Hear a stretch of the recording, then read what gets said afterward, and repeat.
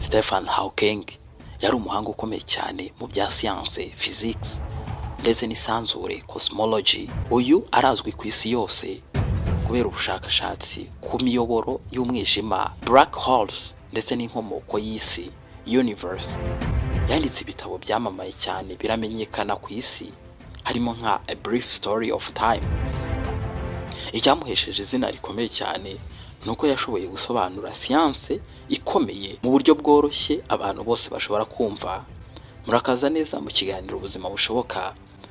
Benshi twibaza uko byagenze ngo bagere ku gasongero, ariko turacukumbura tukamenya neza ibanga ibyamamare tuzi byakoresheje kugira ngo bigere ku gasongero, aho twese tubareba tukibaza uko byagenze.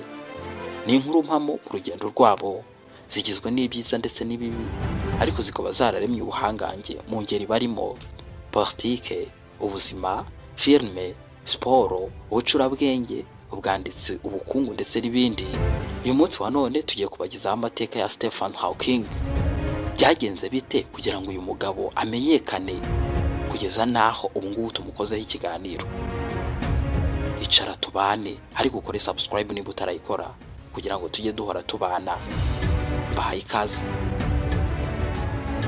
Stephen Hawking yavutse ku itariki ya 8 Mutarama 1942 i Oxford mu Bwongereza.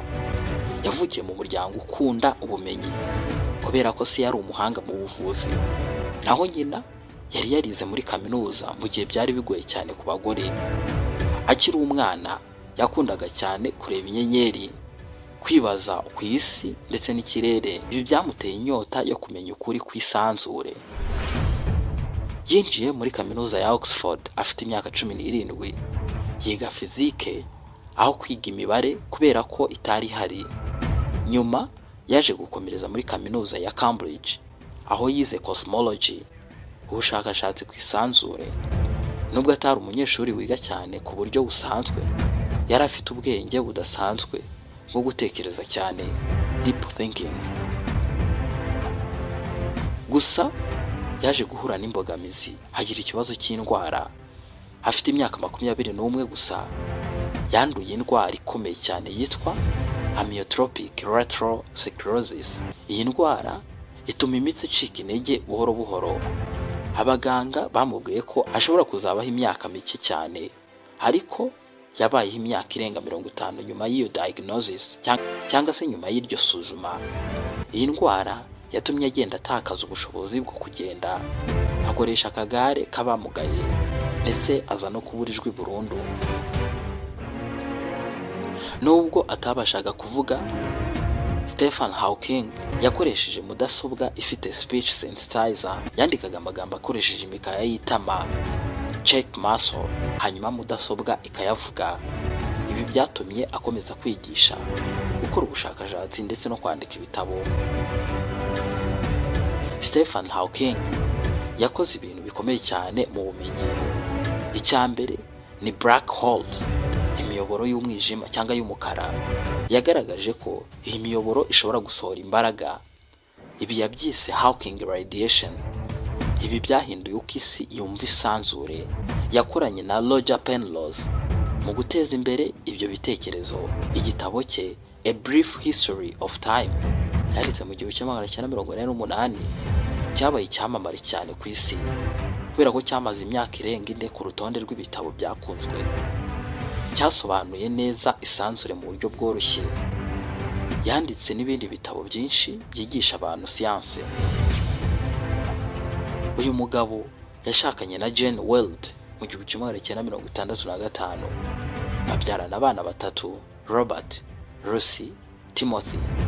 Nyuma baratandukanye, ariko yaje kongera kwegera umuryango we, barongera barabana. Uyu mugabo azwiho kugaragara cyane mu itangazamakuru ndetse n'imyidagaduro. Stephen Hawking ntiyari umuhanga gusa, yari n'icyamamare. Yagaragaye muri The Big Bang Theory, yavuzweho muri filime The Theory of Everything. Yari umuntu ufite urwenya ndetse n'ubwenge buhambaye. Reka tuvuge gatoya ku by'urupfu rwe. Stephen Hawking yitabye Imana ku itariki ya 14 Werurwe muri 2018 ejo bundi. yari afite imyaka 76. Bivuze ngo wa muganga wamubwiye ko azabaho igihe gito bishobora kuba bitarakunze, ahubwo akaramba. Yapfuye azize ya ndwara n'ubundi ya ARS. Yari yararwaye imyaka myinshi cyane. Uyu mugabo ntabwo twasoza amateka ye tutarebeye hamwe isomo ry'ubuzima twavana muri aya mateka. Isomo rya mbere, ubumuga si iherezo ry'inzozi, kubera ko nubwo atabashaga kugenda no kuvuga yabaye umwe mu bahanga bakomeye cyane ku isi. Isomo rya kabiri, igihe ufite intego ubuzima bugira agaciro. Indwara yamuhaye imbaraga zo gukora cyane kurushaho. Cya gatatu, ubwenge nyabwo no guhinduka uko ibihe bihinduka. Yaragize ati, intelligence is the ability to adapt to a change. Isomo rya kane, ntugapfukirane amatsiko yawe. Kubera inyenyeri akiri muto byamugejeje ku guhindura isi.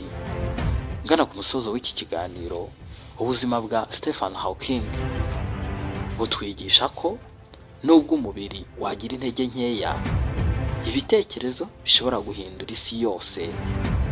Ni urugero rwiza rukomeye rw'uko intsinzi nyakuri ari ugutsinda imipaka y'ubuzima ndetse no gusiga isi iruta uko wayisanze.